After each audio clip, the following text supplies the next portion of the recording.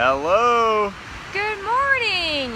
Live from Manhattan Beach, California. How's the view? I'll try to do it better. Check out those waves. Not many waves, actually, but very pretty. So pretty. Oh my gosh. When are we moving? ASAP. Let's get out here. Let's start doing. Even though we had to wake up California time at 6:30 here, trying to keep with our same time, at least now we can sort of relate to all the people from California that sign on to this Coffee and Connection. Still attend Coffee and Connection. Yeah, and we got our coffee bean this morning. Yeah, we got some of that too.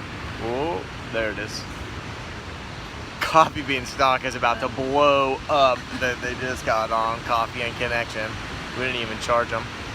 Man, it's so funny because we've been talking about how you want me to hold it?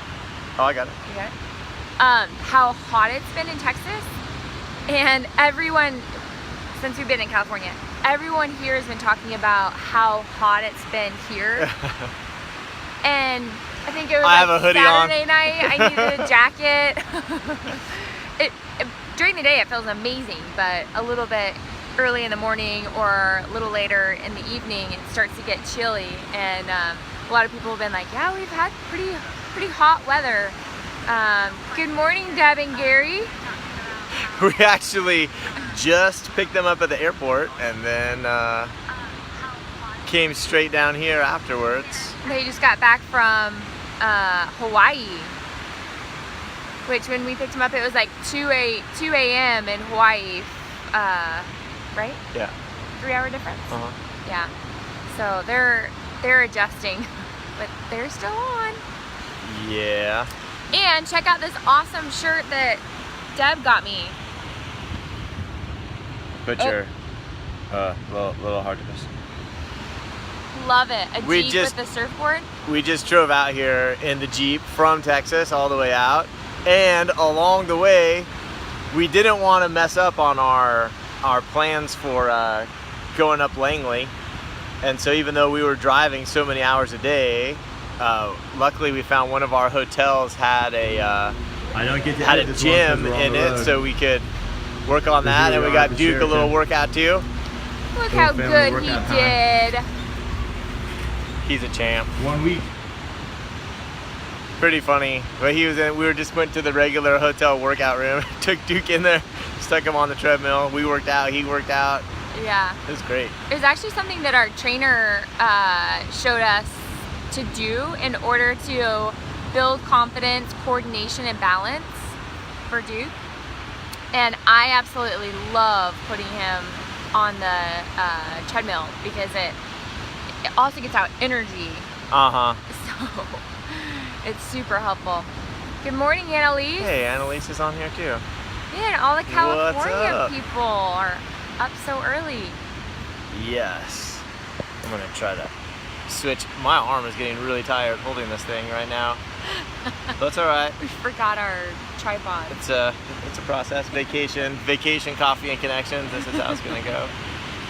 But y'all, I know Deb, Gary, and Annalise are used to this view, but it is so beautiful. It really is so nice, and the sun's coming up right in front of us right now. It's a great day to be out here. Yeah, absolutely beautiful. So the podcast coming out tomorrow is about pride in the process, taking pride in the process, and so we kind of wanted to go over that. I know that's come up on here before, but it's kind of a big deal to both of us, actually. Pride in the process? Yeah, taking pride in the process. And so so you guys could get involved, we just had a very simple question. You only have to type one word. You can even tell Siri just to say it. But we're just curious, which is more important to you, the process or the result? So that's the starting question for today. What's more important to you, Whitney? Well, what's more important, or what have I practiced? To you, what do you value more? When you look over your life, are you more impressed with your process or your results? Are you judging yourself based on process or results? Well, are we in an honest bubble, or? I think honesty is the best policy for Coffee and Connection. Honest? This is an honest place. Yeah, no, truthfully, I would say result has always been more impressive and more valuable. However, since we've been doing just our own coaching and our own growth, process has become way more valuable. The reason is, which what we'll talk about, is because the result isn't, actually I don't know why.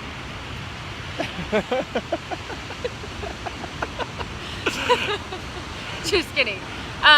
Just because the process, no matter what, the result doesn't come quick often, and the result isn't where the growth happens.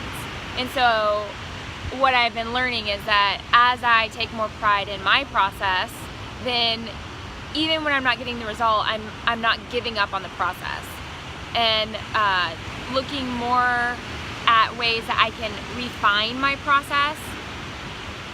Being more process focused helps me not feel so discouraged when I'm not getting the result that I want. Yeah, I know. For me, I have the same issue. You get caught up in the results, especially when you're younger. I think it's a maturity thing that you start looking at the process more. And so when you're young, you want to win, right? You're playing AYSO soccer, and someone's like, "Hey, how'd the game go?" And you see they're like, "Oh, we won or we lost," and so it's either good or it's bad based on how that came up when you're 10, you know. But hopefully, as you get older, you start realizing, like, wow, these wins and losses, professional sports, college sports, whatever you're watching on TV, the stuff that you play, they represent a tremendous amount of effort, you know. Like, you start to see the performances on the field as like, man, they must train hard and have this strategy, and Yeah. you know, they're showing up in all these ways, and you start to just have a little more value in that piece that is within your control, and all of a sudden process becomes not just like the path to a result. It's not just that. It's you taking responsibility for the part that is in your control. Yeah, because I love that. the result a lot of the time is not in your control.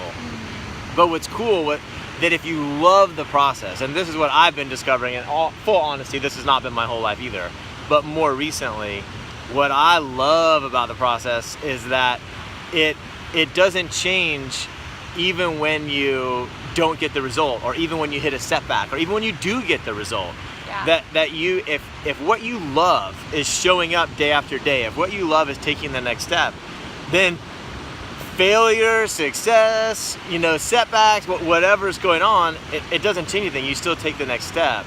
And so that's why I think that it's so fun and man, just life altering to really love that.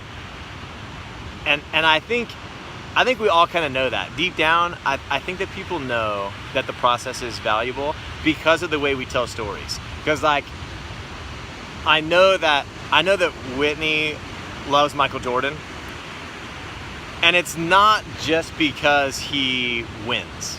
Right. Why do you love Michael Jordan?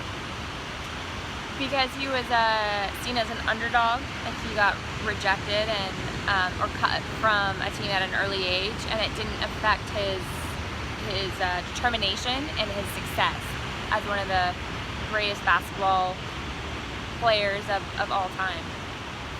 And so his value actually increases because of his process. For sure. Yeah. Right? You know, absolutely. That we, you know, even when we get caught up in the result, and we say, oh, he's Michael Jordan, he won all this, you know, won all the championships, and he's a champion, and that's the result. But we, especially in America, we love the underdog story, you know, and that's what we always do. Whenever, like, we look at some team and they're like, oh, I don't even want to root for the Yankees because they're too good. You know, they always win. I want someone that's got to fight for it. And what that is a deep inside of us, that's an awareness that we love the process. We love the journey, the path to get there. That's why Rudy was such a good movie. Remember that one where the kid gets on the team at Notre Dame? Everyone's cheering for Rudy. Everyone's going, what did he do? He got one sack, right? You know, as their only result that actually ended up happening. Yeah. But his process was so powerful. Good morning, Brian. Annalise says, the answer is changing. I love that honesty. Nice. Lately, I haven't seen any change on the scale, but lots of changes in myself. Off the scale, I love being able to count on myself. That's so good, Annalise. Yeah, because just like Jake's saying, and like you said, the process is having your own back. It's doing things when you don't feel like it, because it's part of the process. And when we get focused on the result, which I'm also changing that behavior, that habit, then I don't feel discouraged when I'm not getting the results. But I think it takes that awareness of, no, I'm pretty result oriented, and I need to switch to, okay, what's my process? Let me get to know that process. Let me refine that process, and love, like you said, Jake, love. Yeah, and that's the key is to. It's kind of like, who would you rather be? The person who everything was handed to and just had the results easy? Or would you be the kind of person, would you want to be known as the kind of person who can do the hard things? Who can bounce back when life knocks you down? Who can, all those things. Yeah, and you start to realize, like, no, I actually value the process more. Like, I value the process thousands of times more than the result, because I want to be the guy who can't be stopped. I want to be the one who takes the next step on the hard day. Yeah. And once you start realizing that and bring that to the surface, shine a light on that, then on the hard days, instead of thinking like, oh, dang, it's a hard day, you're like, oh, it's game day. Like, this is the one where I've been wanting to show up. We were hiking in Palos Verdes to meet Jake, Paige, and I. It was actually getting pretty warm, and we'd already been out there for maybe an hour, and it was starting to get warmer and warmer, and we had reached our turnaround point, so we're coming back up, and the elevation is definitely higher than Texas, as well as the steepness. So like going from how much change in elevation is more? Like yes, there's a lot, 1,000 feet from the bottom to the top. Right. Whereas in Texas, a big mountain is 200 feet. And so we're going up these hills, and we're just walking them, and we're all getting pretty hot and tired. And then Jake's like, well, we can take a shortcut and just run up this really steep part, but at least it'll be over like that. And so all three of us were like, well, we don't really want to, but let's go ahead and do it. And so we're doing it, and all three of our faces are just like beet red. We're just like really struggling for air. Poor Duke had to go too. And we were all saying out loud, like, we can do hard things. We can do hard things. And it just was like a reminder that there was no like trophy or medal, and it was really good for Paige also to just be like, no, this is really uncomfortable, but I can do uncomfortable things, and this is just a training that's going to help me when I go back to school and have volleyball. And I love that she is learning, taking pride in the process, even just in doing little adventures or little workouts like that. Yeah, and it really helps with that anxiety and fear of the results not going your way. If you know that, who cares? Results go my way, don't go my way, I'm strong enough to keep pushing through. Yeah, totally. Annalise says, exactly, that's how I know it's changing. I'm no longer disappointed in lack of results on the scale. I never thought that would be true. Yeah, that's so good, Annalise. There's this kind of weird quote that came Good morning, Catherine. It came up at church a few months ago, actually, that I really liked, and I actually took a little different take on it than the pastor's message when he was sharing it. But he was quoting Martin Luther, who said, even if I knew that tomorrow the world would go to pieces, I would still plant my apple tree. And I was like, oh my gosh, I heard that. I was like, I love that. And I'm like, because you know why? Because it's the process. Because even though there's no chance of the result, if tomorrow the earth's going to end and this tree has no chance of growing, like everyone's like, why would you plant an apple tree? And I believe it's because it's what he does. He's saying that what I do is I plant apple trees. I value the process. That's my process. That's what I do. That's my character. So even in the face of odds where it's like, this cannot succeed, there is no good result coming from this, he's like, I don't care. Because my pride, my value, my passion lies in the process. And I'm like, oh my gosh, that's like so inspiring to me. I love that quote. I want to be that guy. I want to be like, I don't care what result I get. You're not stopping me from taking the next step. Yeah. I will plant my apple tree. Yeah, that's such a good quote for you. Definite. We also even got a little tie into that out at Legacy Beach back in Texas, where we're not there right now. We've been coaching volleyball, doing a lot of pride in the process kind of stuff with some girls out there, and the moms and the girls all got together and they bought a tree for Legacy Beach and planted it out there. So it's so cool. Like, I love that, you know, like just ties into that whole metaphor and how all those pieces come together. And I know that Joel was so excited to get that from Nikki, I think, kind of put that together, you know, to have all that. We were coaching her daughter, and holy cow, what a perfect gift and what an awesome thing for someone, a place like a sports facility where you're focused so much on process, to just be like, you know what, plant the tree. Just keep on planting the tree. Yeah. So cool. Yeah. Yeah, we miss our Texas community. Grateful for them, because this is a hard place to leave. Not only is it gorgeous, but we have a lot of family and friends that we love. Yeah, and it sure is nice to know that that's what's good about going back to Texas, because otherwise, I mean, come on, how would you leave? Look, oh wow, that's a great way, right? See ya. Coming connections over. we're going this way. Yeah, it's beautiful. Well, any other announcements or things?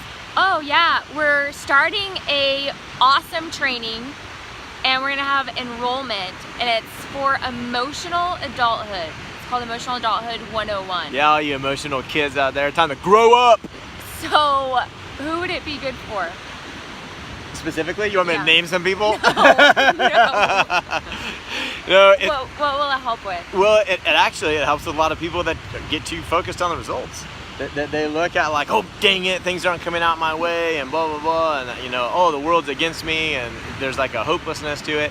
But it's usually not in your whole life. Like, I don't think anyone's an emotional child in their whole life. Right. But oftentimes we have one area.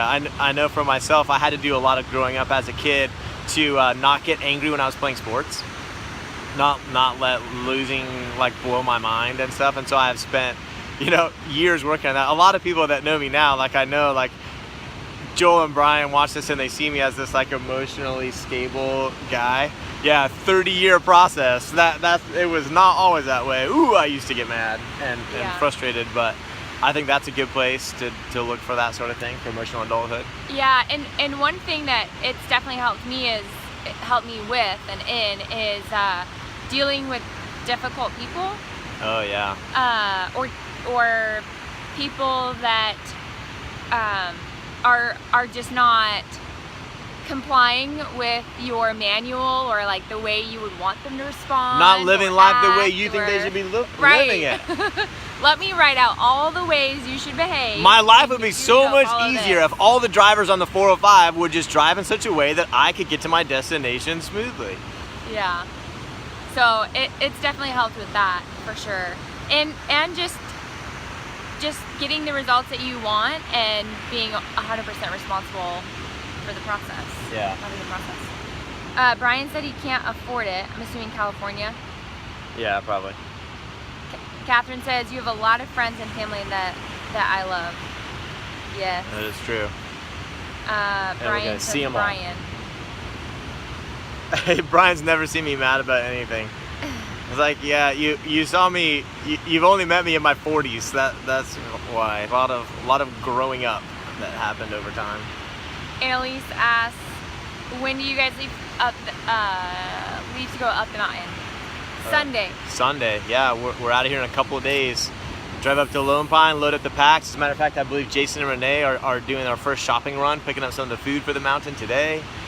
And we've got Jennifer coming out in 2 days. Yeah, Saturday.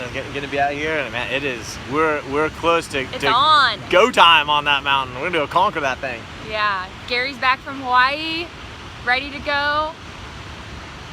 We're gonna do some long hikes to dinner. Yeah. From now until Saturday. I think I'm taking a day off to play volleyball though. I get to play in the Manhattan Beach 6-man. Kind of came up last minute. What? Yeah, I got an invitation. They needed to throw an extra team in there, so I'm gonna go play for a day. So I'm going to be taking a lot of pictures of your costume because you have to wear a costume now. I don't know. I don't know. Most of them wear costumes. Yeah, it's not my normal team of wrestlers. It's just some. They needed an extra team. Yeah. Well, So I don't win. Don't win. What? You can't play that long on Saturday. Oh yeah, because You have a busy day Saturday. that's true. If we win, we have to play Saturday. Get to play Saturday. That's a problem I'd love to have. Yeah. But we're excited. We get to hang out at the beach today, hang out with Deb and Gary. What else are we doing? Talking to We have clients client, today. a little bit of work. Yeah, it's so fun to be able to do work from here though. It is. It's really neat. It's like Yeah. vacation, but not vacation, but it works out together. Perfect balance. Dinner tonight. We're gonna come right back down here where we are. We go home and change. Come right back here to the beach After and, breakfast. and with hang out after Deb, breakfast. Gary, and Paige. Yep. So thanks y'all for coming on. Oh, Brian asked, who are you playing with? The only people I know for sure are Jay Sakley and I can't remember Ash's first name, Mike Ashenfelter, I think. But it's just some guys from the they're just really trying to put in. Sometimes when you run the tournament, it's easier with a certain number of teams than another, and they just had a wrong number of teams, and so the tournament director just sent a mass email out to a bunch of us that weren't playing and was like, hey, can you guys jump in the tournament real quick? And so. But it's awesome that he knew you were in town. Oh yeah. Yeah. Did you that is call awesome. them? Yeah, I stay in touch with them. Denny's Captain awesome. says Jake the Snake. Yeah, it won't be Jake the Snake this time. It's actually worse. It's kind of hard on my heart. Someone else is Jake the Snake now. Not Since as I'm the cool. Texas guy, I go watch my old team play and there's a different Jake the Snake. But maybe I'll get to beat him. That would be awesome. Play him, yeah. Beat him. Play him and win. Beat him. Yeah. Play him in order to beat him. But- Well, you guys have a wonderful day. If you're in California, we're excited to hang out with you. So we'll see you in a little bit. Yeah. See ya.